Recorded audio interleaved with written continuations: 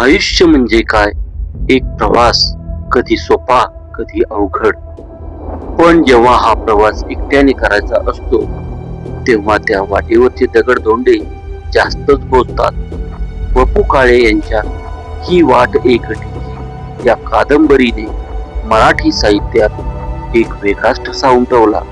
ही कथा आहे बाबीची, समाजाच्या चौकटी मोडून काढणाऱ्या, स्वतःच्या तत्वावर जगणाऱ्या एका कणखर स्त्रीची. समाजाने आखून दिलेल्या रेषांवर चालणं मला कधी जमलं नाही. लोक काय म्हणतील, जगाची भीती, छे. लोक बोलतील, 4 दिवस टीका करतील आणि विसरून जातील.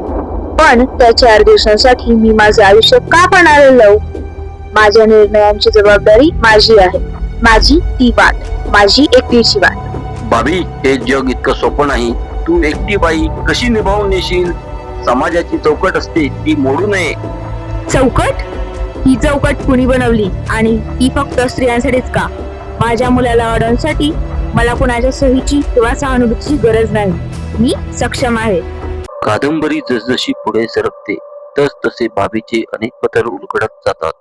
तिची मैत्री, तिचे प्रेम, तिच्या मनातील खळबळ, वपूंनी तिच्या व्यक्तिमत्वातून जीवनाचे तत्वज्ञान मांडले आहे. नात्यामधील गुंतागुंत, माणसाचा स्वार्थ आणि त्या पलीकडचे निखळ प्रेम, हे सर्व त्यांनी अत्यंत प्रभावशाली लिहिले आहे. बाबीच्या आयुष्यात येणारी माणसे तिला काही अनुभव देऊन जातात. ती कोणालाच दोष देत नाही, फक्त शिकत राहते. माणूस जन्माला एकटा येतो आणि एकटा जातो, हे कटू सत्य ती धैर्याने स्वीकारते. ही वाट माझ्या एकटीची असेल, पण या वाटेवर चालताना मी स्वतःला हरवले नाही. मी लढले, मी जगले माझ्या अटींवर.